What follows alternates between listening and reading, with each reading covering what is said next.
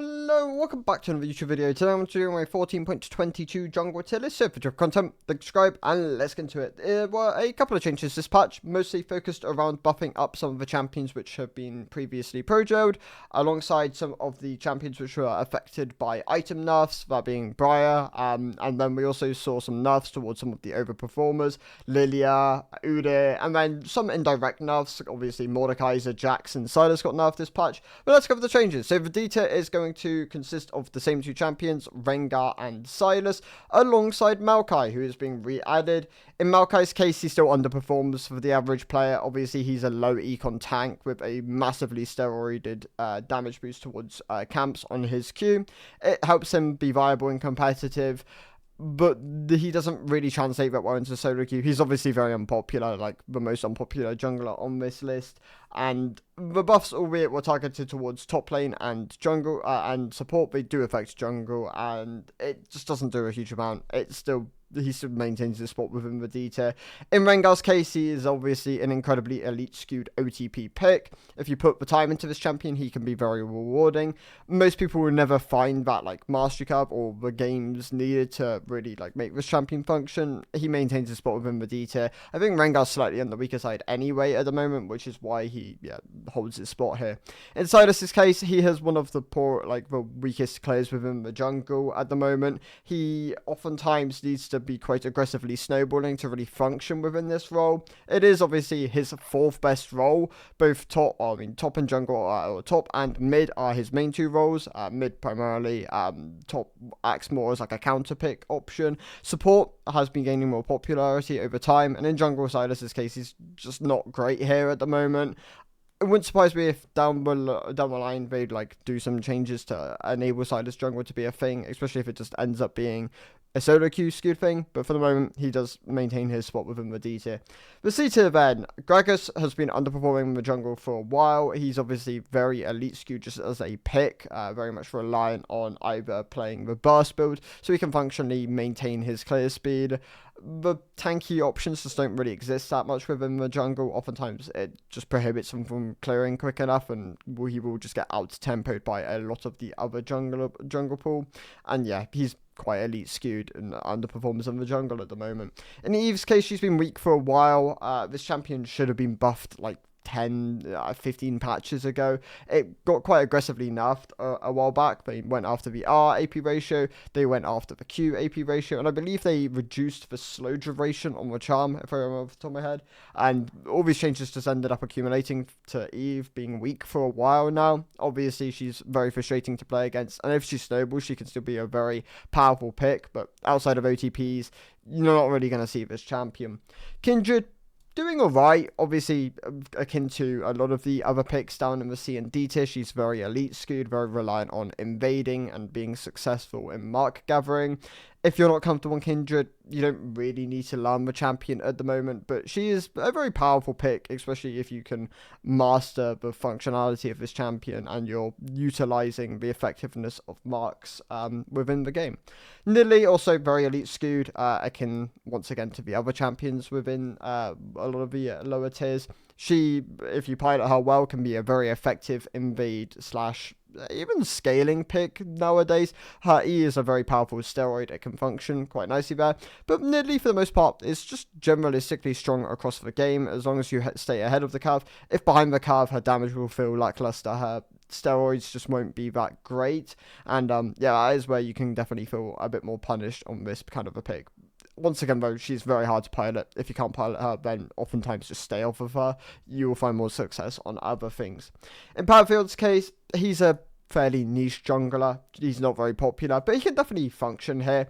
Pantheon is, in my opinion at the moment, slightly on the weaker side. He is very predicated off getting early advantages and then converting those early advantages into snowball situations where he can secure objectives, farm the jungle to match the enemy jungler, and look for those plays on lanes where he can use the power of his point and click CC to execute the ganks. Overall, though, at the moment, he kind of sits as being slightly weak. He is within my C tier. Hecarim and Zed wrap up the C tier. Actually, Hecarim and Zed are the two champions maintaining the spots here. In Hecarim's case, he's actually become a bit more elite skewed over time. Or often, if you're not sobering on this pick, then he can be quite punishing to play. He also very aggressively scales with gold at the moment, and that also is a pretty elite skewed metric. In Zed's case, he's obviously primarily just piloted by OTPs or people who have been autofilled from mid to jungle and play Zed. He does have a very aggressive clear, and if you're very good at piloting this pick, he can definitely have a lot of value here, but there are consistent picks which will outperform him, especially if you don't pilot Zed. He's not a necessary champ to have within your arsenal at the moment. Talia and Sejuani are the two champions I'm going to move down. In Talia's case, she's been underperforming for a while. They went after her back along when she probably just didn't really need to be nerfed. They then obviously did the right special, nerfed her items, and she's just been underperforming since. In Sejuani's case, she's also a low econ tank, which is primarily locked towards competitive. However, she does have the health scaling on the W, which obviously attributes to gold scaling. When you get more gold, you can buy more health related items, and that can definitely benefit her compared to the likes of Maokai. In low elo, oftentimes you'll be better off going things like Heartsteel into an Unending Despair. If you want a bit more agency, obviously you can still go the low econ variants. You can go like your Warmogs rushes, your Locket rushes, your Zeke's rushes, but she does slightly underperform at the moment, so she does sit within my C tier. But if you're happy playing like a low income tank and you just want access to a bit more util, but she can definitely function at the moment. Rammus. Do I want to move Rammus down to the C tier?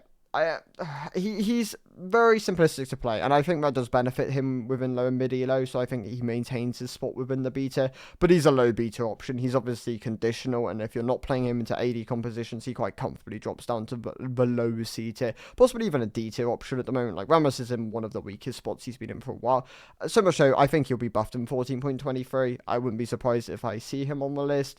The formal nerfs really are what is like causing him to be so weak at the moment. The item previously had like a 20% armor ratio, and now it's down to 10, and he definitely suffers from that. Gwen obviously got nerfed quite aggressively in 14.20, I believe, and that has just led her to be slightly underperforming at the moment. She was doing quite well in the jungle for a while, and she's still a pretty good elite skewed jungle pick.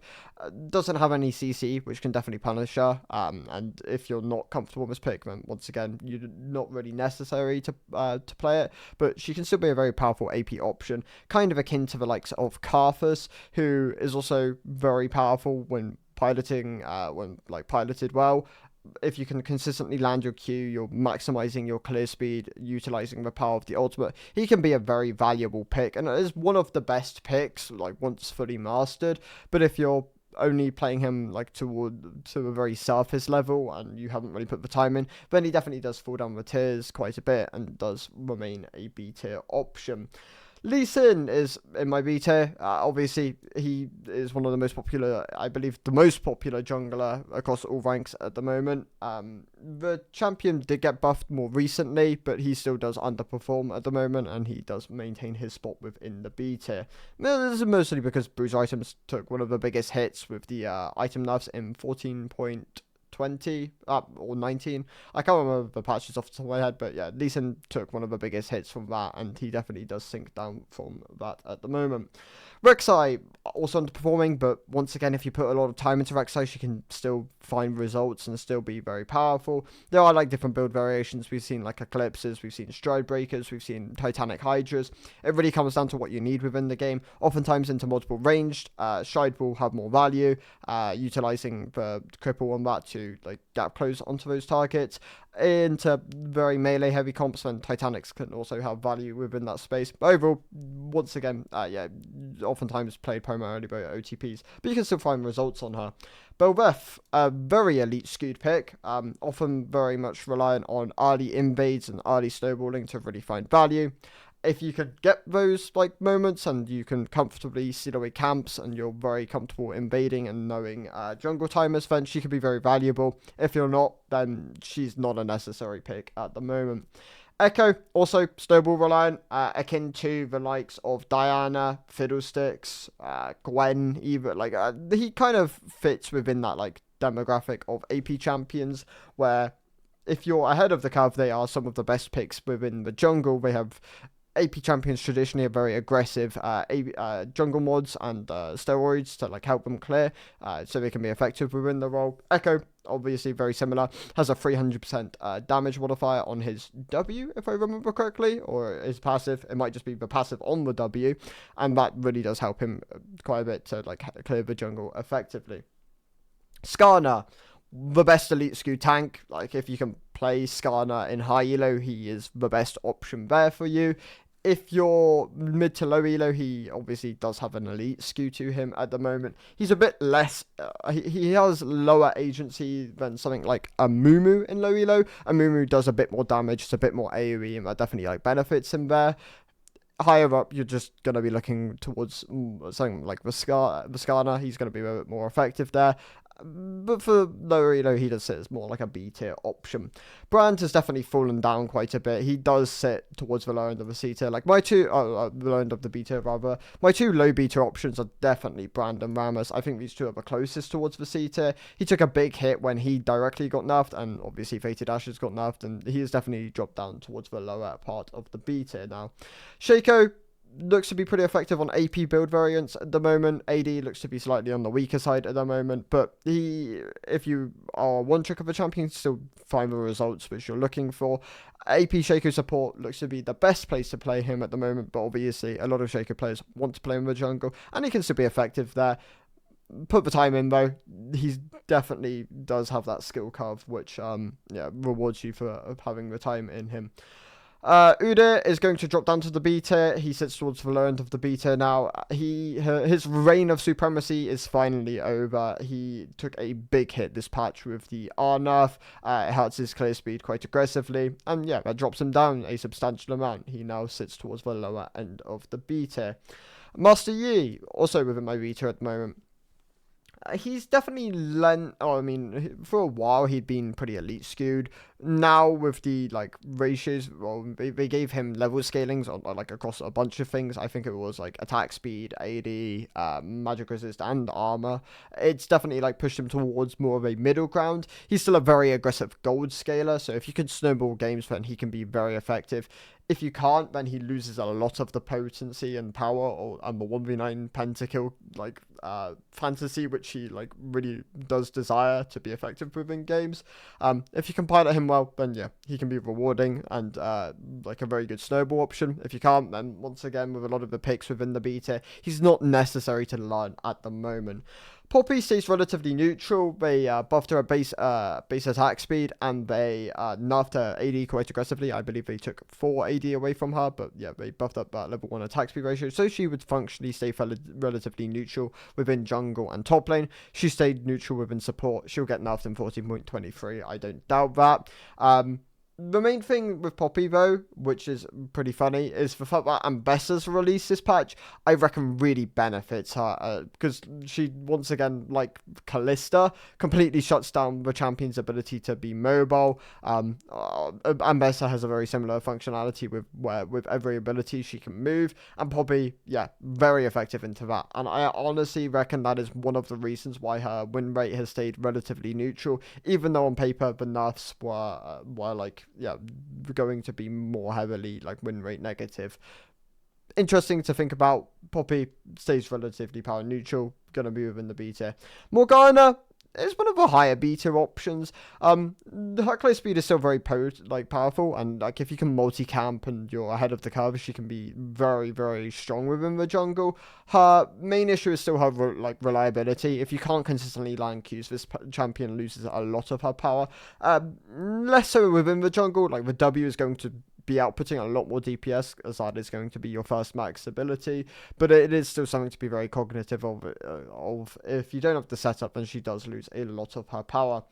Ivan and well, actually just Ivan, the other champion which I was going to mention, has moved up a tier. Ivan sits as like a high beta option. If you can clear, like if you have the clear down and you understand like the functionality of Daisy and your role within the game, he's still a very powerful pick, and he can definitely like work as like a high S tier option. if you don't have these like things down, which are obviously unique towards Ivan for the most part, then he does sink down more towards the B and like lower B tier options, especially because you are just giving up that agency oftentimes, and like you're providing other people with it, which is just not a great way to like climb the lower ranks. I believe the best things you can have access to are simplistic high agency options, which is what a lot of my A and S tier usually consist of. The champions dropping down here are Jax and Lilia. Lilia has also, kind of like Udyr, had a pretty strong like position for a while. They nerfed her very aggressively this patch, and she does drop down to the B tier. She is now no longer a pick which you can just bring out in most games. She's more reliant on low mobility, high health compositions to really find a lot of value. In Jax's case, he drops from like a low A tier to a high B tier. He's still a perfectly viable jungle option, especially into auto attackers, but he's still going to be a bit more conditional here. It's not something you can bring out every game, but if you're comfortable on it, then he can still definitely have a lot of value. Dr. Mundo is going to be added to the A tier. He's been gaining popularity for a while, and he's a pick which I prefer within low elo. I think in high elo, you're going to get him mated, you're going to be more heavily punished, and I think he will lose a lot of value there. But in the lower ranks, like your golds, your plats, your emeralds, he is very effective, and I believe he's a good jungler at the moment, so he is going to be within my A tier. Briar maintains her spot within the A tier. The buffs were nice. They were base health. They help her be more consistent within the jungle and help her skirmish early on. Does it fix her issues? Not really. She's still very low elo skewed, still very dependent on people just not really understanding how to play against the champion for her to like really thrive. Shyvana, very low elo skewed, since it's like a mid to high A tier option. If you just get to free farm, free scale, she is one of the best scaling junglers within the game. If you're invaded, then she loses a lot of value. If you're not able to stack drakes, your teammates are like struggling in their lanes, then she is a very ineffective pick and doesn't have access to hard CC early on to the game, outside of, I mean, just in general, outside of the ultimate, she has no hard CC, and that can be very punishing to like not have in today's environment. Elise sits as an A tier option. Still very good in high elo. Like, if you're very comfortable in Elise, she is one of the best AP options in high elo.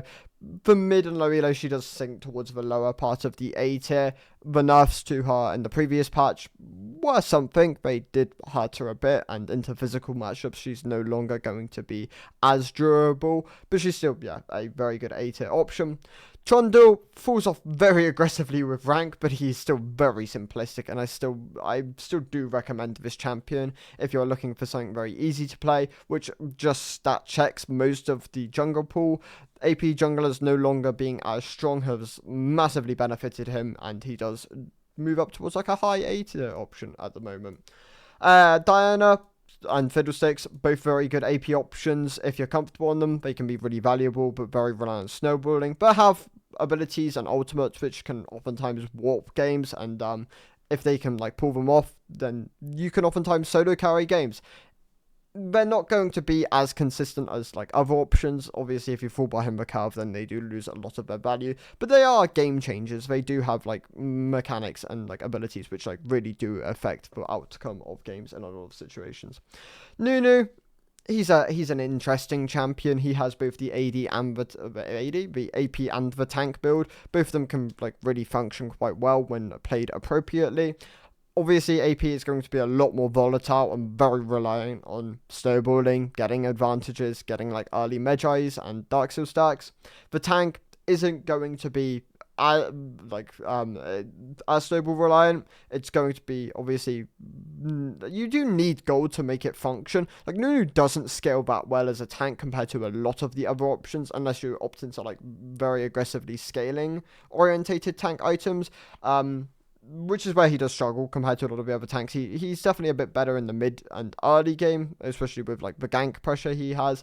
I would say it's kind of like akin to a Zac in a way, but Zac scales a bit better. He has more survivability oftentimes within these fights, being able to like rotate a bit more and print a bit more health. But Nunu, who's a bit more reliant on his Q healing and his R shield to really keep him alive in these fights. But yeah, both these are still decent tank options. Nunu, you're going to want to put a bit more time in than Zac. But Zac also does have a skill curve. Like Zac, if you put time in, you'll once again also be rewarded. They sit as like good mid-A tier tank options. Amumu, I would also say, probably sits alongside these as like the simplistic option. Yeah, he's not going to have the same highs, which Nunu and Zac have, or like the same pressure. I mean, Amumu technically with his ultimate does have a really high. Like if you land a 5-man ultimate, it will be game changing. You will win games off of that oftentimes.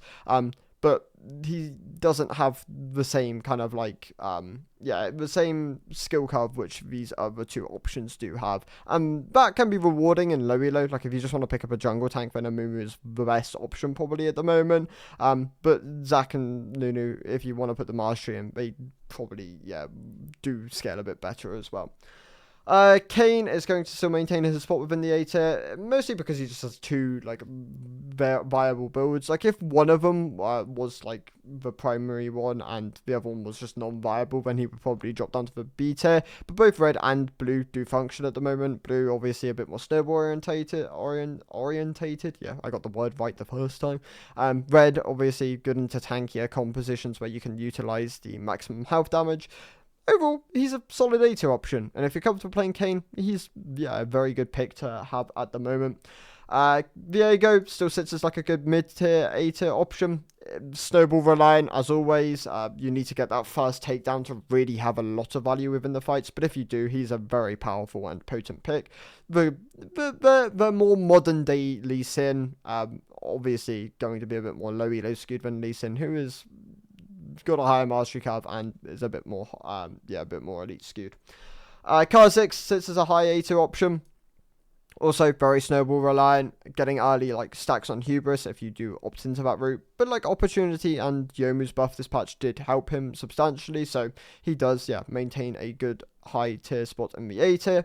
Talon has been on the rise for a while. He also maintains a really good spot within the A tier. I think Talon is probably my recommended go-to elite AD jungler at the moment. He is absolutely dominating Masters in his current state. Wouldn't surprise me if he ends up getting adjusted or nerfed, primarily because of that reason. But he's a great jungler if you want to pick up like an AD assassin at the moment. Same goes for Kha'Zix. Mordekaiser got nerfed this patch. Didn't do a huge amount towards his jungle power. He's still like a very solid option. Clears decently. Great isolated 1v1 potential. Great low elo option. Does fall off the higher rank you go though. Volibear, still a good A2 option as well. But enough did hurt him a bit. It did drop him more towards like a mid A tier from like the S tier, which he was previously.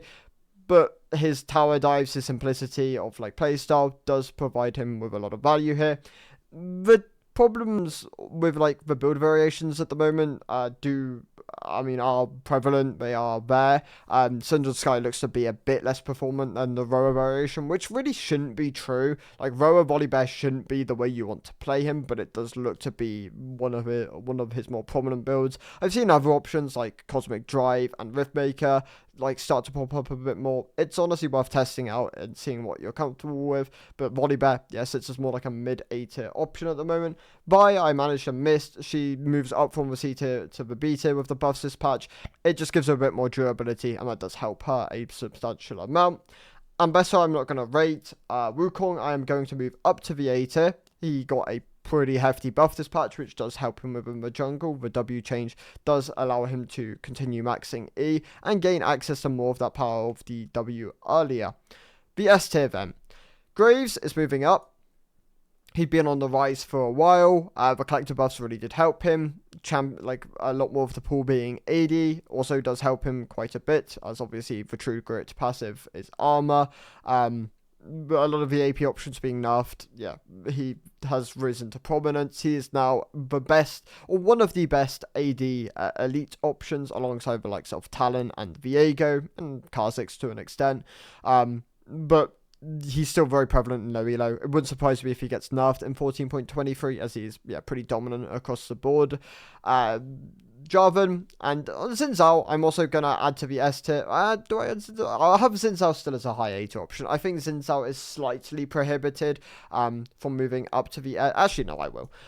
The simplicity of both these champions actually just rewards you quite heavily in low elo. Like, they are the champions where if you are auto-filled, they are pretty good options to just pick up and play. Mainly because, yeah, the game plan's very simplistic. Their gank setup, their team fighting is all very one-dimensional, and that can be, yeah, very rewarding, especially if you are learning jungle. And I think these two champions are good introductory picks towards the jungle, especially if you're looking for AD options. Amumu is the tank option, the AP options. Honestly, Teemo is probably a good option for like new people if they like new players if they want to like pick up an AP option within jungle. Other than that, you still have access to things like Amumu is like a hybrid tank AP option. Things like Shyvana, still very good low elo skewed picks. Teemo is within my S tier. He is very good within the jungle at the moment. He will get nerfed in 14.23, I'm pretty sure. The funny thing is, it been on the rise for a while. I mean, I picked it up relatively early. I've had a Teemo in my high tiers for a while. People have finally caught on. I'm happy about it because this champion has been good for a while. The jungle steroid he has on the E, 200% damage to jungle monsters, and the Q being a double blind duration, his scaling, his dueling potential, it all just gives him a really good kit within the role at the moment. Obviously, he is susceptible to AP picks, but they have been nerfed, and akin to Graves, he does benefit from that. And he's a good S tier option. The other two picks here are Wukong and Nocturne. In Nocturne's case, he also has the simplicity of the play style. He's a very good level 6 to mid-game option. He does fall off later on to the game, though. He is pretty bad in late-game scenarios. And pre-6, he is still a relatively weak champion. But having that ultimate is one of the best jungle tools within the game, and it can make him very potent there. In Warwick's case, he did get buffed this patch. The changes were net positive. There are issues with his character model though, which I know some people want Riot to address, and he might get a follow-up adjustment / nerf in 14.23. I'm pretty sure that might be something which happens. But overall, yeah, the S tier. The picks I would really recommend at the moment are things like Teemo, and then Jarvan and Nocturne. Jarvan and Xin Zhao are great early options. Graves, if you're very skilled at the champion, is one of the best picks here. If you're comfortable on the champion, he is a very good S tier option. If I had to pick an S plus champion, I think it's Teemo.